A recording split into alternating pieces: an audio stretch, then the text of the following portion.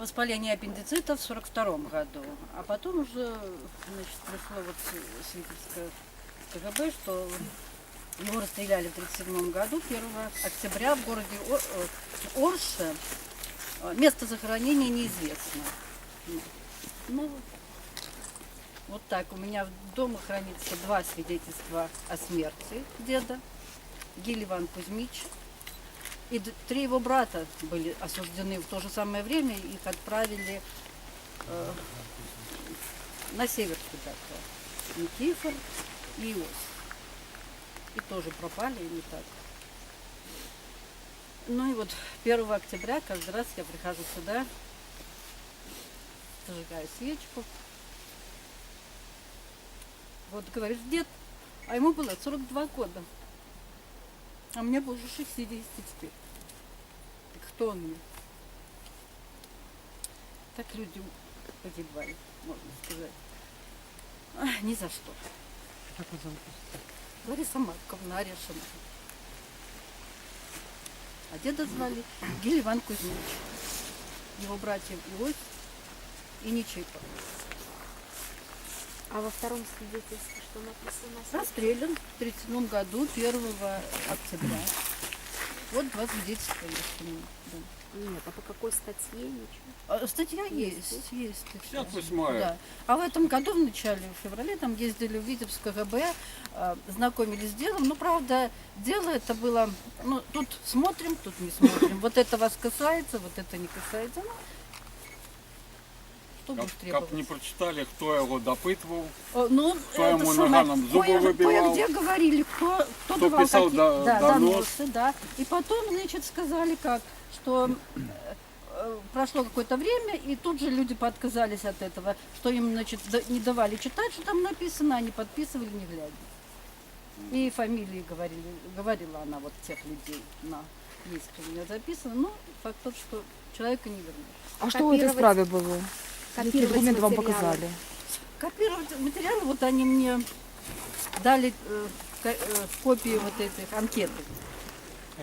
Да, арестованных. Вот у меня, собственно, 5 человек. У меня репрессированных 5 человек. 3 дед по матери, и его 2 брата родных, и дед по отцу, и его сын.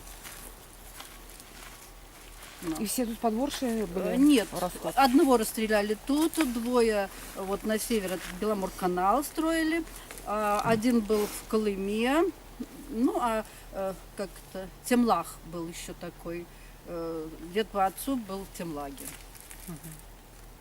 Так что хватило от советской власти. И сейчас все это продолжается. Дождаться бы, Я перепрошую. глядеть бы на свободу. Тут одним Саме глазом. цікаве, що ось старшиною тоді у 90-х годах цієї комісії по реабілітації і те саме як то повертання законних прав ахвяру і свояків потерпілих, значить, репресій був призначений такий Рябушу, по-моєму, Миколай, по-моєму, я так на оскільки можу помилятися, был директор 12-й школы, правоверный коммунист, который все заробил для того, как, что называется, минимально зменшить, что называется, хвосты возле этого террору. То есть у книги памяти, например, Горецкого района, там Телепельска, читаешь, там глядишь, там сами оригиналы, фото этих оригиналов, доведок об реабилитации, поведомление о том, что он помер, на вот, по-моему, у Сенинском районе, где я уже так на скидку могу побыть, там на вот одна вот такая подманная, что он помер от чахотки, от туберкулеза, от запаления в легких у 40-м году не в лагере. А потом уже наступная доведка 59-60-го года, что он расстрелян у 37-38 году. И вот этих доведок ніводний у книге память Ашанскому району нема.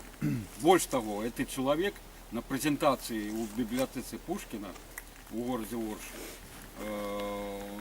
взял на себе нахабность прилюдно заявить, что больших репрессий в городе Орше не было. То есть на вот по открытых, доступных, Николай. опубликованных страницах можно подлечить, что ЧПК ГПУ НКВД до войны расстреляла людей больше, чем за 3 годы оккупации стреляли немцы-подпольщиков и партизан у Орши. Это на вот с уликом ахвяр еврейское гетто, имена которых удалось установить, которые есть в книге память. Это что? То же самое и Вычерк.